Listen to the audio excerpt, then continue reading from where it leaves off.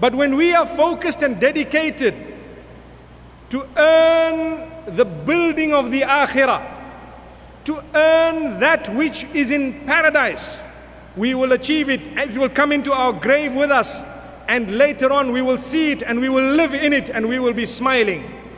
So Allah says at the end of the verses that I read, and I invite you to open that surah, Surah Al-Furqan, towards the end, and to read the verses known as the verses that explain who is the worshipper of the Most Merciful. And Allah says, أولئك يجزون الغرفة بما صبروا ويلقون فيها تحية وسلاما خالدين فيها حسنت مستقرا ومقاما. May Allah grant it to us.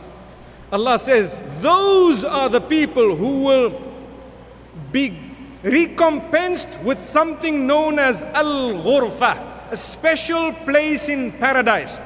A special abode in paradise is awaiting those who were dedicated and focused upon that particular place.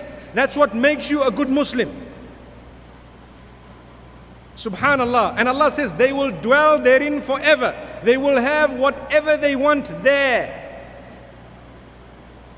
So you lead your life in a beautiful way, and you die in a beautiful way, and you are hoping for the Most Merciful to grant you from His mercy a beautiful abode. Allahu Akbar. Allah is most merciful.